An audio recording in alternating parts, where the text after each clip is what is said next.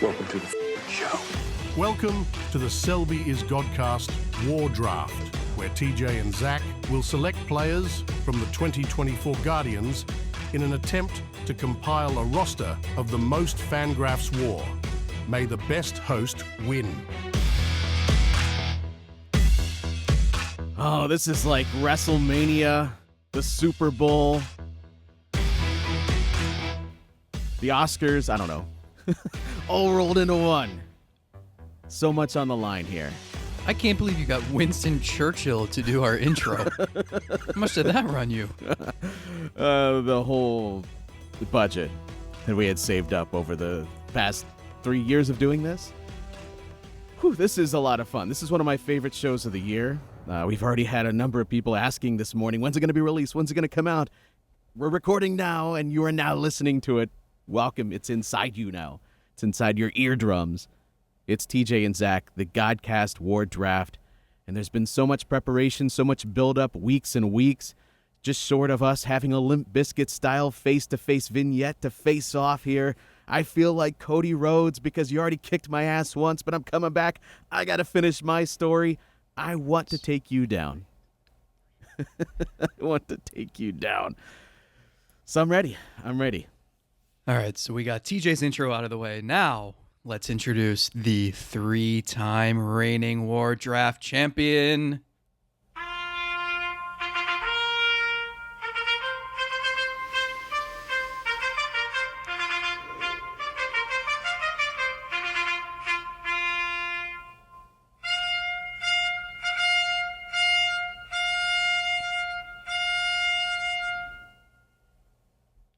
And here I am. How does it feel? Get to tell who's in charge of production on this show. How does it feel to be you in this situation? I mean, I can't, like, you came back wanting more. At this point, I think just our listeners enjoy me losing as much as I often do in the War Draft. Now, I think maybe when we revisited this last year at the halfway point, it seemed like I was on a way to a path to victory. But no, no, and no matter what, it's not like, well, you've won the first pick every time and you've taken Jose. No, we've gone back and forth on this. I've taken Jose, you've taken Jose. It seems like the years that I take Jose is the years that Bieber's healthy, you get Bieber, and you're fine. And then the years that I take Bieber, he's hurt. I need to learn from this exercise, clearly, but I am ready to take these picks. As we explained in the intro, it's going to be a back and forth between the two of us. We're trying to compile a list of the most FanGraphs WAR by the end of this season. But a lot goes into this because if a guy gets hurt, you lose the WAR. If a guy gets traded, you don't get that WAR. Shane Bieber, if he were to get traded at the deadline, I'm not going to get the WAR if I had taken him with his new team. It's only for what he is doing in Cleveland. And so it's not just about building the best team. It's about trying to compile the most wins above replacement that you possibly can, courtesy of FanGraphs. This is a different strategy than I'm trying to build a 9 here with every position. No, it's all about accumulating WAR. And this is our way to preview the season. We're not going to give you here's what you can expect at second base. Here's what you can expect with the third member of the bullpen. No, we'll cover pretty much everybody here. Or at least who we think the top 26 players will be. And I feel like it's a good way to just get everybody ready while we talk tons of trash as well. Well, we can do this as we go along. Let's not wait any longer. Let's get to the moment everyone has been waiting for. You've got the coin flip in the Super Bowl, but that pales in comparison to rock, paper, scissors to decide the top pick in the War Draft. Now, I feel like since I've lost as much as I have, I should just get the top pick. Is that how you like to operate in life? Yeah. You want things handed to you? Sort of, yeah. If you're asking, sure, I will do that. I've seen the tweets and the posts on Discord, and I know we make it a whole gimmick and we joke around about, how do we want to set up rock, paper, scissors, and it ends up taking us 5 minutes. I've seen people throwing out betting lines on how long it'll take. We're not doing it. We're just going to get right to it, and we're going to do it rock, paper, scissors, shoot? Yes. Or do you do 1, 2, 3? We're not doing this again. You should know by now. It's on shoot. So rock, paper, scissors. Hotel shoot. Wi-Fi is a little shaky. No, we've already survived the worst of the worst, so it couldn't be any worse than what we've already experienced in Goodyear. All right. Yeah. Okay. So now that you're no longer on America Online to get on the show, let's do this. Rock, paper, scissors, shoot. Are you ready? Here we go. Yeah. So rock, paper, scissors, shoot, and you need to see it in the camera. I need to see it on the camera. This is on YouTube for everyone to watch. There's no way it can be. No. Hold on, let me think of my strategy here. Can't claim I spent so otherwise. much time prepping my war draft big board, but I didn't think about my rock, that's why paper, you're gonna scissors lose. big board. That's why you're going to lose. Okay, let's do it. Do you go, like, how do you choose? Hold on. I got to think about what you think I'm going to go with. You know what this is? This is the big championship match, and then the guy keeps getting outside the ring. Let's ring the bell. Let's go. Because if you think I'm going to go rock, then I want to go paper, but then I'm going to think you're going to think I'm going to go rock. So I really want to go scissors. Or do I want to go rock because you think I'm going to go? Or do you want to go scissors? Or do you want to just hurry up and do this so we can get into the picks? The real reason why people are here. All right, ready? Yes. Rock, paper, scissors. This is too slow. No. We got to come on. What's the pace? What's the tempo here? So that we're rock, paper, scissors, shoot. All right. Rock, paper, scissors. Shoot. I went rock, you went scissors. Yeah. All right. Take First your top pick. Let's go. This feels unfair. I don't even need the first pick. Don't even need the first pick. All right. I was actually hoping to get the second pick because it's more interesting. Bold take, hot take. But I'll go with Jose Ramirez. Shocker. This will be the year he wins the MVP. You watch, everyone. You just watch. This is how this goes. I think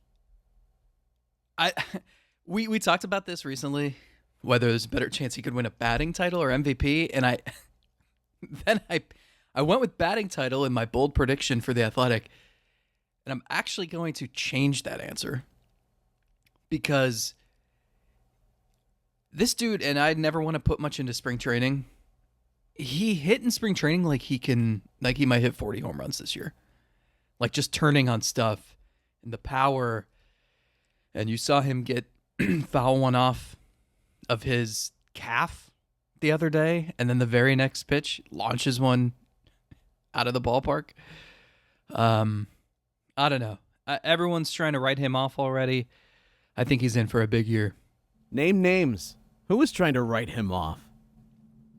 I don't know. I can't think of it off the top of my head, so I'll just assume Benjamin J76. I thought you were going to say they go to a different school, so don't worry about it. They're in Canada. I don't know. Yeah, this will be the year he wins the MVP because you've taken him number 1 overall. Safest pick on the board here. It's unsexy, but it's smart. No one's going to challenge you on taking Jose. But this year, I felt like the past several years, there hasn't been a lot of conversation at the top. They were sort of separated into tiers. You had the top 2 guys, then you had this list, but it didn't extend much past like 6 or 7 on my big board. And then there was a lot of just toss-up. This year, I feel like there's some interesting names all the way down until I wrote 30 different names because I wasn't sure how many picks we were going to have and what I was going to be feeling in the moment. So I wrote them down. But this feels like there are some legitimate conversations to be had from 2 beyond. And I feel like despite the fact that maybe Bieber is set up to have this great year, I'm worried about if this team stumbles, if they're at the deadline and he's pitching well, they're going to trade him. I'm going to lose all that WAR. There's always the risk factor of injury again. So I'm going to go with a guy that I just feel like he's so good defensively, he brings speed, and I think he's going to be better than he was offensively this past year. Andres Gimenez. Oh. Speed, I said speed. What speed have you seen from Hedges? I'm going Andres Gimenez. You see how Because fast he takes his shirt off after a this win? this is a WAR draft, and he just seems like a WAR sponge. He just soaks it up because of the nature of the way that he plays the game. And if he's even just a little bit better offensively, he's going to compile a lot of WAR here. We saw him do it 2 years ago. So I feel really good about just the safety of my top pick accumulating a ton of that WAR. Yeah, part of me was kind of hoping you got first pick because I think Andres Jimenez has a legitimate shot of leading the team in this category. So I think it's a great pick. I think his floor is just so high and he's so well-rounded that bodes well for him. All right. So this is where it gets tricky. I think those two are in a tier of their own. Then like you said, I think there's a group here where you could go a lot of different ways. Like, which starting pitcher do you think has the best season? Are there other guys who could, maybe a position player or two who could crack this tier? I'm going to go Shane Bieber, and I understand the risks here. I think what he does well is liked by FanGraphs WAR. He's going to limit walks. I think the strikeout rate's going to tick back up some. And I think more than anything, the thing he wants to be able to do this year is just post. It's throwing 180, 200 innings, setting himself up for a big contract. Now, might the last two and a half months of this season, his WAR go to the Atlanta Braves version of this podcast or the Baltimore Orioles version of this podcast? I don't know. But I'm willing to take that risk because I think even if I only get 4 months of him, I'm still getting a decent number. The Lenny Webster is Godcast. Part of me doesn't feel great about your top two picks being extreme boom. Jose is safe, but he also has a boom potential here. But Bieber, if he stays on the team and he pitches like we've seen the velocity increase in spring training, you are off to a tremendous start. And I feel like you're taking guys that could be at the top of their profession. Jose's going to be competing for an MVP, and Bieber might be setting himself up to be in the Cy Young finisher this upcoming year. And so I don't feel great about those being your top two picks. But I'm gonna err on this side of caution here because I've been burned before, and I'm gonna go with more safety. You mentioned posting. I think this man will post. He might not be the best pitcher on the staff, but I'm hopeful that he's there every fifth day giving you, a really good performance, and that's Tanner Bybee. And I between Bieber and Bybee, say that 5 times fast. Throw Beatty in there. And Beatty too, who's not anywhere on my big board here. Oh. Or is he? I was even going to take Bybee over Bieber just for the safety factor of it. Yeah, I do think he is being overlooked. I feel like I've read so much about Tarek Skubal and Pablo Lopez and Cole Reagans, and Pablo Lopez is different than those guys. He could win Cy Young. But like Skubal and Reagan, like, you're hoping they do what Bybee did last year. He already accomplished it. He was fantastic. 2 starts, he gave up more than 3 earned runs. That's it. And I mean, he had a sub-3 ERA in his rookie year. He was consistent. He was durable. It's surprising to me. All right. Well, I really like this next pick because I almost went with this guy second. But I'm looking at low floor, and I'm going to go Steven Kwan. I know I can count on him for elite defense. I know I can count on him to play 150-plus games. And why can't he lead the league in hits? I think that was one of my hot takes. I don't know. We hear all the time, well, he's going to be more aggressive in hitters counts, and we know he gets in a lot of hitters counts, and I don't know what that looks like. I don't know what that translates to. I don't know if he's going to hit 12 home runs, but I think he learned from last season. And I think year 3 for any player is the year where there are no surprises. Like you know what you need to do, you know how to do it, and it's time to like prove like this is the year for him where I think it can all come together. So I'm gonna go Stephen Kwan.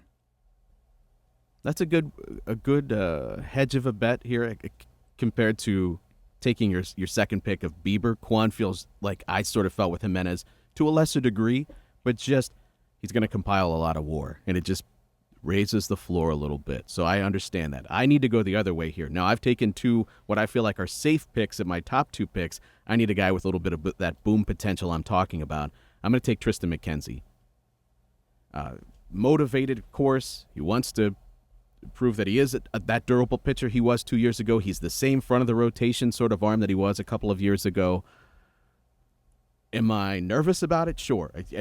Taking any of these pitchers. I mean, even Bybee, who I said can we post every 5 days, maybe, because all pitchers are healthy until they're not. But McKenzie could pitch better than Bybee. He could. At the end of the day, he might be the best pitcher on this staff if he's healthy and tapping into what he did in 2022. So I'm a little nervous because I want to accumulate as much of this as I can, and there's a potential that he could miss time because he's done it before. But I also feel like there's some potential in there to maybe be the best of my WAR team. So I saw some people talking about his velocity during his tune-up on Tuesday.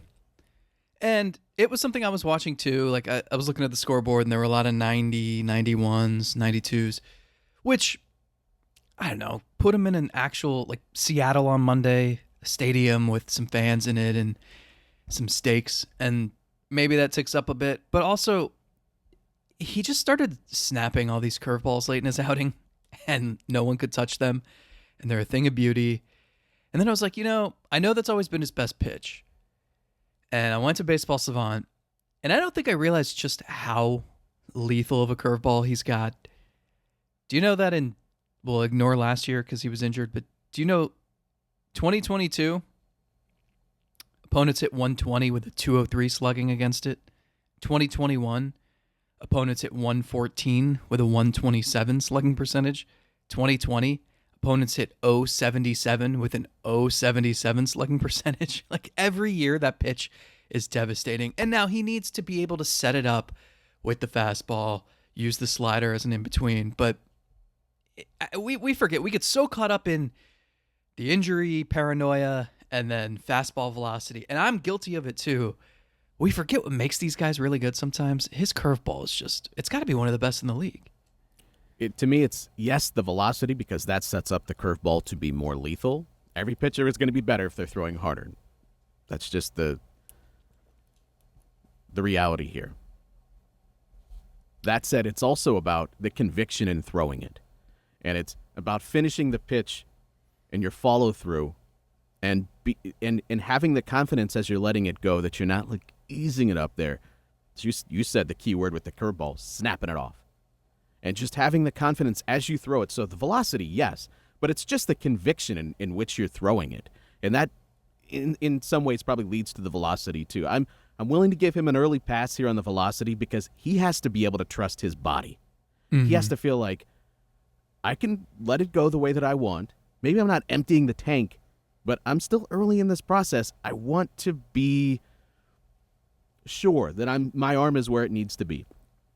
And so, as opposed to Bieber, who really chased the velocity, McKenzie's just, I need to make sure I make it through 170, 180 innings this year. And I'm hopeful that as the year progresses a little bit, we see his velocity tick up, that he has not only just more strength, but also the belief that I can let this go, and there's not going to be any issues here. I'm going to be able to make my next pitch, despite the fact that I just threw this one 94. All right, my fourth pick. Kind of surprised this guy's lasted this long. Do you know who ranked 5th on the Guardians in WAR last season among position players? Bo Naylor. Yeah. Do you know that Bo Naylor played about 45% of the games that all the guys ahead of him did? Yeah. Give me Bo Naylor. Give me a full season of Bo Naylor. Just love all the different things he could do. I think he'll be fine defensively, and he can hit for power. He can draw walks. He can maybe steal some bases. I don't know how many games he'll start at catcher, but if he stays healthy, feels like a safe bet. And maybe a dark horse, like all-star candidate / top 7 catcher in the league candidate, no? Yeah, well, I mean, if he's performing like he did at the end of last year, that's not crazy to think about at all.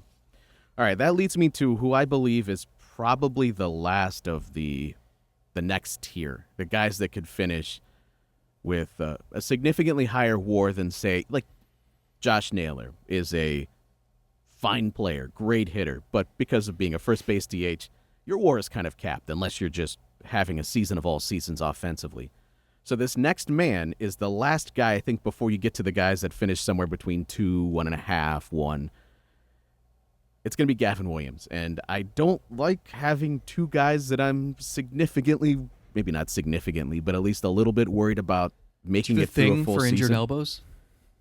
Well, I took McKenzie last year, too. That didn't work out so well for me. Apparently, I didn't learn my lesson. But I just feel like if I let you take Williams and then he has the type of season I think he can have, I'm not going to feel great about it. So I'll have to take Gavin Williams here. Have to. Yeah, I mean, the ceiling is an ace. I think he gets overlooked too. He was really good last year, and it just, most of his starts, it was like, I know there's more in there. And he would say that, Carl Willis would say that, so maybe we'll actually get to see what was in there, what is in there. So yeah, this next group, I think this is where this is won. Unless there's a significant injury to one of the stars we've taken, like there's maybe 10 or 12 guys here who are like in weird purgatory. I'm like going back and forth between 4 different people. I will go the safe route. I think it's safe. And I'm going to go Logan Allen just because of the potential for innings. And if he commands the baseball, limits walks, that helps his WAR. I'm just going to go safe. I kind of want to see who you take. So I'll go Logan Allen. I can't let you have all the starting pitchers.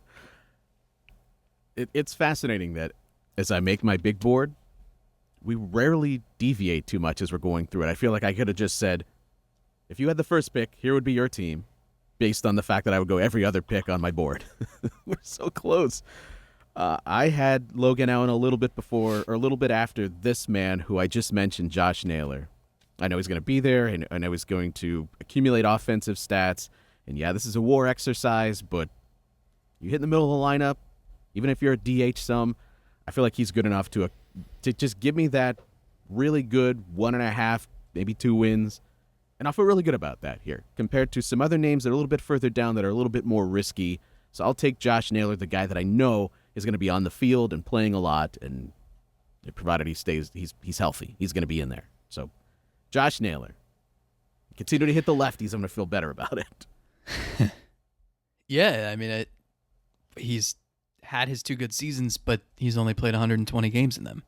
So if he can go 145, it could be pretty interesting. I'm gonna go Emmanuel Clase. His last 3 seasons, 2.2, 2.3, 1.7. So 1.7 is the floor here. I like that. It's just at this part in the draft, just being able to bank on 2 wins. And this is my new Franmil Reyes, where I'm just going to predict every year that he's going to start missing more bats. It's still hard for me to wrap my head around how he doesn't record more strikeouts. And I think that is a focus. So maybe this is the year he does it, and then he's back to 70 innings, and it's 90 strikeouts, and he doesn't walk many guys, and you're limiting the amount of stupid bloopers and choppers that end up wrecking your 9th inning. I guess, would you feel better if you had gone into the journey back 2 months ago, or whenever they acquired Scott Barlow, let's say? I would have felt like they were going to take it easier on Clase this year. They're going to look for games where if he's worked 2 out of the last, last 4, and okay, pump the brakes here. Let Barlow handle the 9th because it's setting up to be that way. But with the way the bullpen is right now, can they do that? And so that's going to benefit you because Clase is just going to be right back in there every single night. That was the hope. But you're right. It's a lot easier to maybe plan for that when you don't have Tim Herron pitching the 7th. This is so we've gone through all the obvious ones. I feel like this is where it's really going to start to separate. I really, when I got to number 12 on my list, this is really where I was struggling. But I'm going to take the guy that is playing a position that is just going to accumulate a lot of WAR. I'm taking a risk that they're going to stick with this man at shortstop for the entire season, but I'm going to take Brian Rocchio. I like that. There's a lot of different scenarios here. There's the one where he keeps that position and he's fine. There's the one where by the end of, middle of May, he's already been swapped with Arias. Maybe he's back in the minor leagues. So that's a dangerous pick on my part. But also looking at the rest of, there's no obvious, oh, well, how did you miss this guy? So I'll just take Rocchio, and I'm just going to bank on him being some mix of what he had been before 23 and maybe taking the best bits of the plate discipline or, making sure he's making better contact, some of that he had implemented this past year, and can blend them together and just be the top 100 prospect that we've all been waiting on. I think it's a good pick because if you're picking one of those guys, he's in pole position, I guess. I'm going to go with someone who's not even on the team. I am going to go with Ralphie Valle. No, Kyle Manzardo.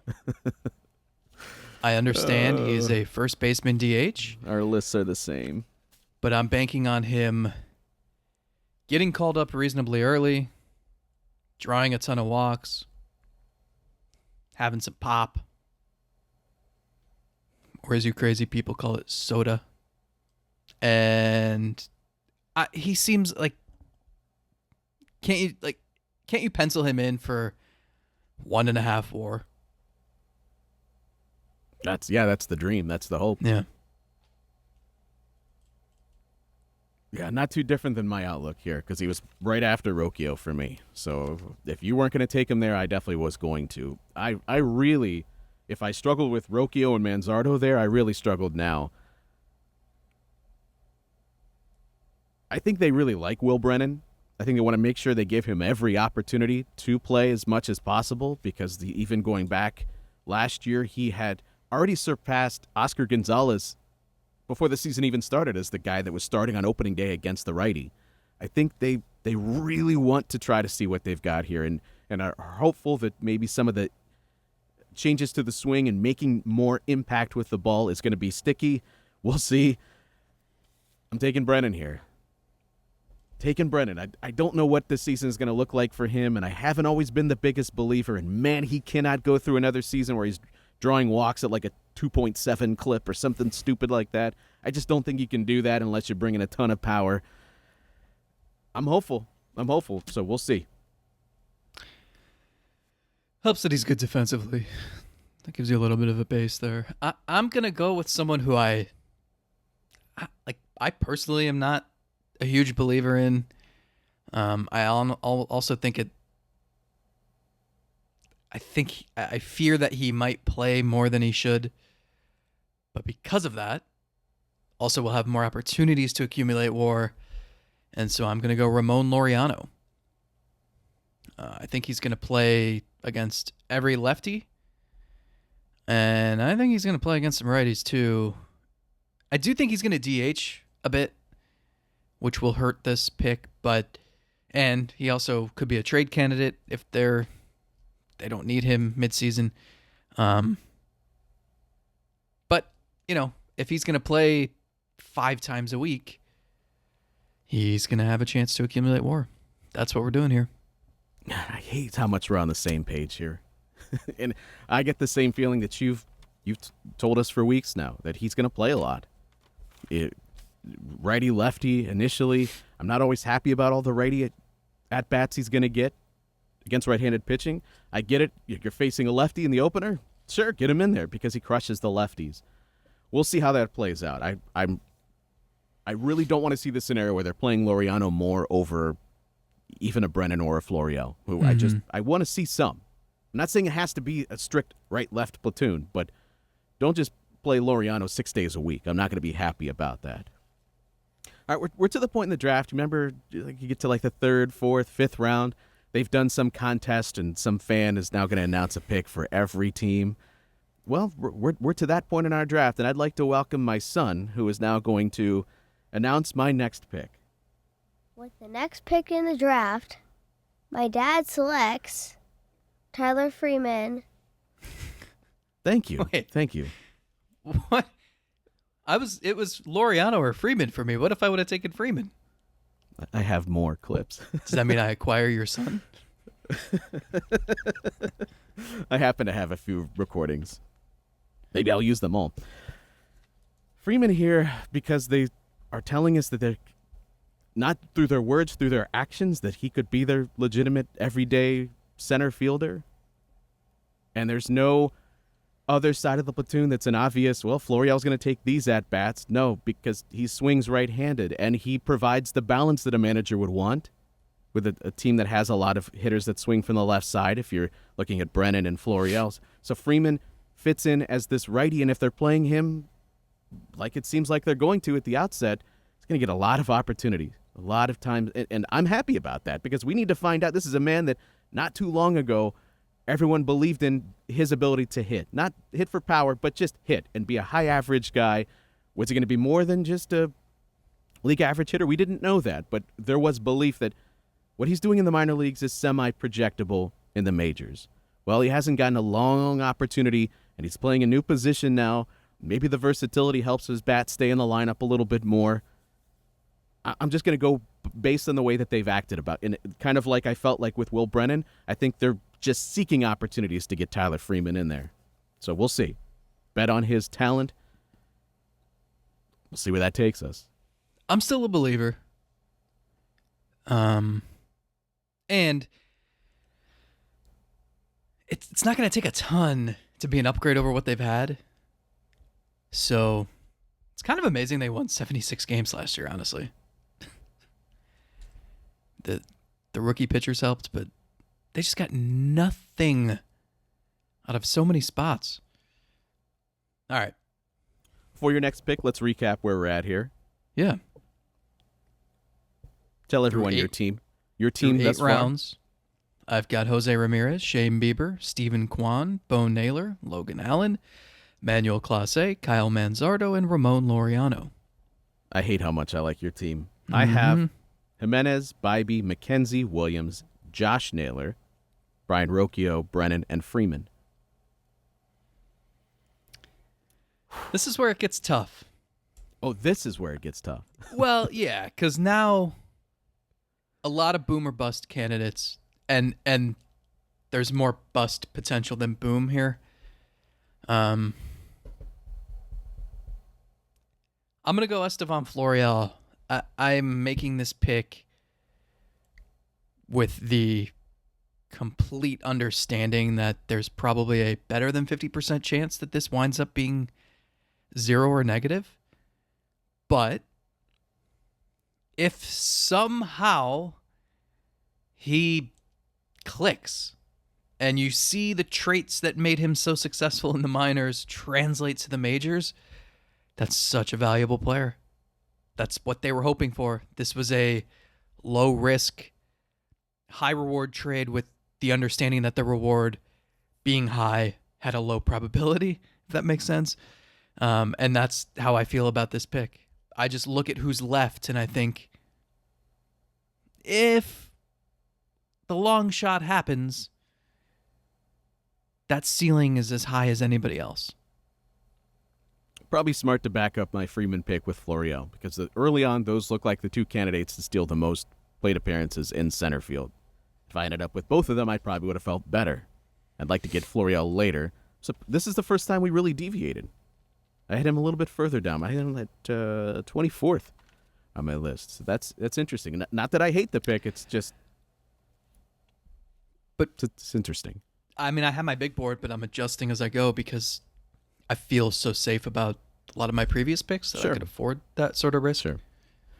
Yeah, and this is, keep in mind, again, this is a war draft. So are there going to be relievers that play a bigger role than the third guy on the bench? Yes, but relievers, it's tough to accumulate a lot of FanGraphs WAR. You could have a great reliever that only gives you 0.7 wins above replacement. That's just those.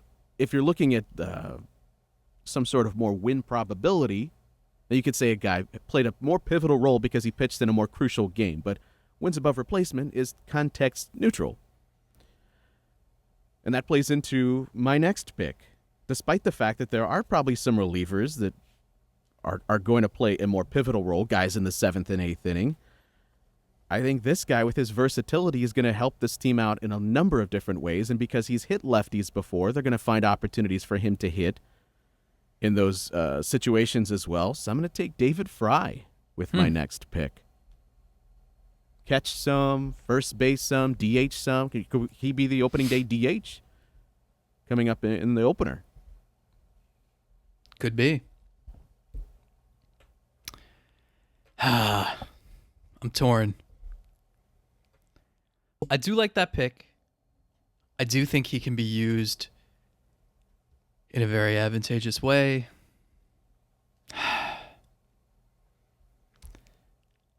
I am going to go with Chase DeLauter. Oh. I don't know when he's going to come up. I feel much more confident that he's going to come up after the spring he had. It's a weird pick here because for him to come up, some guys that we've already taken have to flop. But then maybe I'm hedging my bets. And he's the kind of guy, based on what we've seen of him, that could come up in July and just throw 2 WAR out there in half a season and look like he's going to win the MVP in 2026. Woo! No, I get it. It is also interesting, like you said. Florial would have to fail. Laureano maybe isn't as good. Guys in the outfield aren't doing their job, and DeLauter's tearing it up, and he makes his way up to the major leagues. But I think as we've done this over the years, aren't we finding out the key thing isn't seeking out the guy that gets you 0.3 in one of the final rounds. It's avoiding the guy that gets you negative 0.7 late in the draft or something stupid like that. So there are times where if you take a guy that doesn't play, that's better than some of the alternatives because at least you didn't lose any or gain any. You just stayed right where you were at. So there's some to be gained there. Yeah, I'll protect my shortstop pick earlier in the draft with Rocchio. Give me Gabriel Arias. Another guy that you're talking about, versatility being the buzzword for this team in spring. Gabriel Arias is another guy that brings a lot of versatility. Of course, shortstop, but I think you'll see him some in the outfield. Maybe late-game defensive replacements at first base, maybe pinch running. There are ways to keep him involved, even if he's not the starting shortstop. Now, I don't know how he gets into more opportunities. I don't know how he refines the parts of his game that we've complained about. There is still some power in there. That's a good, sort of like Fry, another good bench piece to have. A lot of options for a rookie manager. So I will take Gabriel Arias here, and in the case where Rocchio stinks, maybe they flip and Arias is back at shortstop and I've protected myself in some way. I don't know. You're just trying to have versatility on your roster too. All right, I'm going to go Scott Barlow. Understanding that relievers here don't have the value that other positions do. He peaked a couple years ago at 2.2 WAR. And I think he'd be closer to that than what he was last year when his command was off. Made some midseason tweaks once he got traded to San Diego and was much better after that. So he's going to strike guys out with that off-speed stuff. He's going to hopefully limit walks. And the key here is durability. Can he be another guy back there, especially with all the injuries they've had, who can make 65, 70 appearances? And a lot of them in high leverage. And if he can do that and be effective, be worth his almost $7 million salary that they decided to trade for, strangely, then I like that pick in the 11th round here. And if the case of losing your closer, Clase, goes down for some reason, he'd be the next guy in line, you'd think. I can't let you have the only... Well, you took Manzardo too, but I can't let you have the only guy that could come up at some point this year, but we're not exactly sure why or when, how it would happen. Give me Juan Brito. He's taking all the middle infielders? Well, that's the whole team, so what am I supposed to do? Give me Juan Brito. I don't know when or how, or a lot of guys would have to fail in front of him. I don't know if he would play second base. Jimenez would shift over to shortstop somewhere through the season. Would he somehow find his way through a corner outfield? I don't know. But how much happens in a season that you just can't predict? You're not thinking that Andres Jimenez has to go on the injured list, or heaven forbid, Jose's wrist injury is barking. He's got to spend 2 weeks out of the line. I don't know.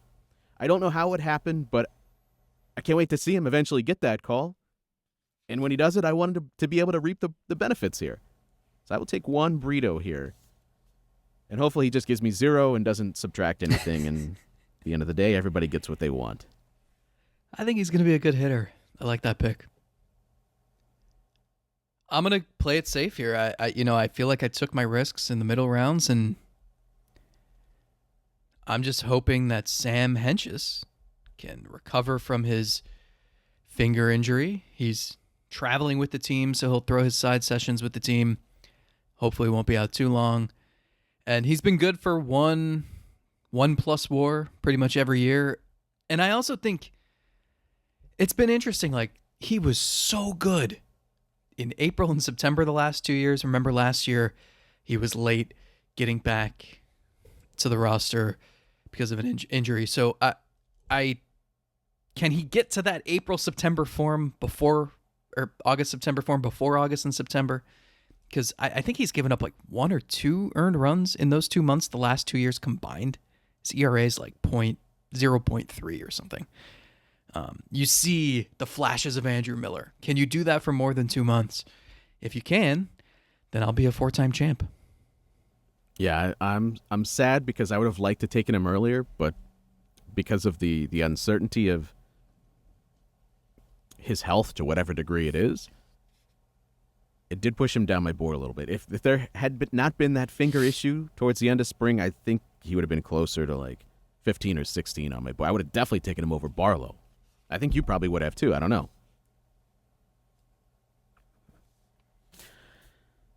So this is also where I have to factor in it's in terms of WAR, accumulating a lot of innings might get you there too. And so I was thinking, instead of taking a reliever that's maybe gives you short bursts and maybe great in that role, I need to look towards guys that maybe in middle relief just accumulate a ton of WAR. Not a ton, but enough.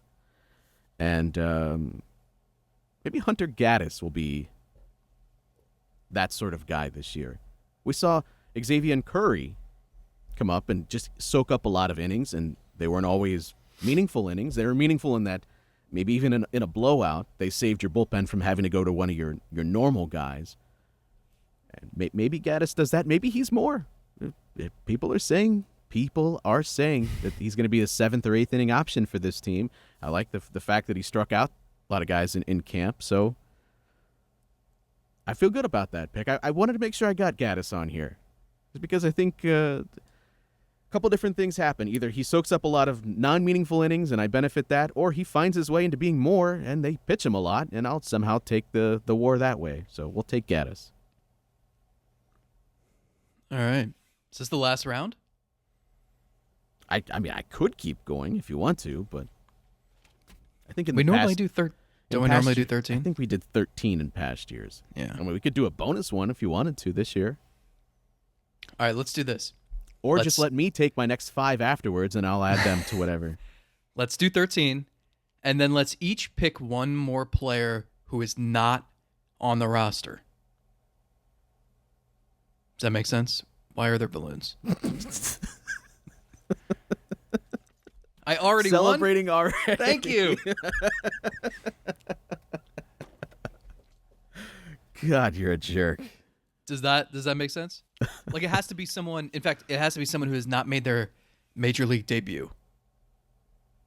Okay. Is that fair? Yeah. Yeah, it is. Maybe. Well, yeah. Wait, maybe.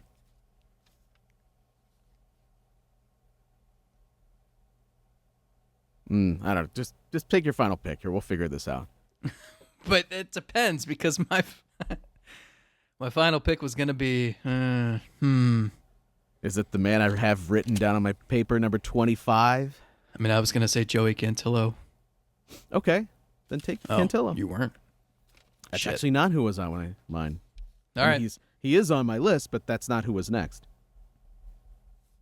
Give me Cantillo. It's going to take a lot for him to be a major contributor, and I also wonder if he just winds up in the bullpen for the major league team at some point down the stretch. But I actually hate this pick. That's what I want to have at the press conference. I want to see. Excuse me, you guys took this defensive tackle in the 7th round. Yeah, let me cut you off there. I actually hate this pick. I can't stand it. I don't know what we were doing. I wanted to save him for the guy who didn't debut yet, but then the way you were talking, I thought you wanted to take him. That's finally, I tricked you. The one time I finally got you. He could be good. I don't know. I do think the order of operations to get to him. You know, you gotta, like, Lively would get a shot. Curry. They still have Carrasco and Beatty. And then it's probably Cantillo. But whatever. Well, I can't. If we're going to do the exercise that you said, then I can't save this guy because I know you're going to take him next. I think. I don't know. Okay, so last pick. Last actual pick. When I got to this point, it's like, how do I separate Morgan from Smith, from Heron, from Curry? Could Curry come up here and soak up some more innings? Maybe. I don't know. But those aren't fun. Give me Angel Martinez. Mm. And again, this is so similar to what I said earlier in the draft with Brito. Like, how does, maybe if it's just clear that he could be the shortstop and Rocchio has stunk, but man, how do you imagine putting all of that on the manager, which I know they won't because it's a collaboration. Send those balloons off again for saying the magic word. But how do you, like, hey, Stephen, here's 17 shortstops. Figure out how you're going to play them all, and we need an answer on which one's the guy by the end of the year. Thanks. I mean, for Martinez, he has to wait for Rocchio to struggle. He has to wait for Arias to not be doing anything in any of the roles that he's been positioned in. Brito has not, he can't be maybe on the same level. You have to understand that Jimenez would be okay with shortstop. That's part of the equation. Or does he want to stay at second base? It seems like this team is really committed to keeping it Jimenez at second base if they can. Because if they had any designs on that, I feel like it would have happened. I feel like they would have made raised more of an effort to make him the shortstop in spring training. But it seems like they want to keep that benefit they get of having an elite defensive second baseman and then maybe having the good shortstop to pair with it. I don't know how you sift through all that to get to Martinez. But damn, can't I just dream on really cool spring training? Even if it's worth nothing? I don't know. Let's see. You took Rocchio, Freeman, Arias, Brito, and Martinez. And I think we're going to see Jose Tena at some point. And I think we're going to see Daniel Schneemann at some point. Yeah. To my point, in the NFL draft, take a quarterback every year. Every round. if you don't have one, do it. Because odds are one of them has to be good. Just keep going back to that slot machine and see what happens. Pull the levers, see what happens. You get lucky that one time. So I have to have the answer in middle infield and on my team somewhere. I have to. You would think. Or are you going to consolidate some of your middle infielders and offer me a trade? Maybe that's what I should do. Or are you going to drag your feet for 3 years? I'm thinking more towards the 3-year thing. All right, give me your team. Jose Ramirez, Shane Bieber, Stephen Kwan, Bo Naylor, Logan Allen, Emmanuel Clase, Kyle Manzardo, Ramon Laureano, Estevan Florial, Chase DeLauder, Scott Barlow, Sam Henches, Joey Cantillo. That's a good group. This might be my strongest team in 4 years. Yeah, we joke about how much rock, paper, scissors means, but it really did based on how often on my big board here we just alternated picks from what I had written down. So if I had that top pick, I'd have that team. Instead, I have the excuses this one. are starting on March 27th. I love it. I felt really good about my team last year and I lost, so I'm going to take the other outcome here. Okay, I have Jimenez, Bybee, Mackenzie Williams, Josh Naylor, Rocchio, Brennan Freeman, Fry, Arias, Brito, Gaddis, Martinez. Hey, stop that. I don't know. I read my roster, and you know what I think?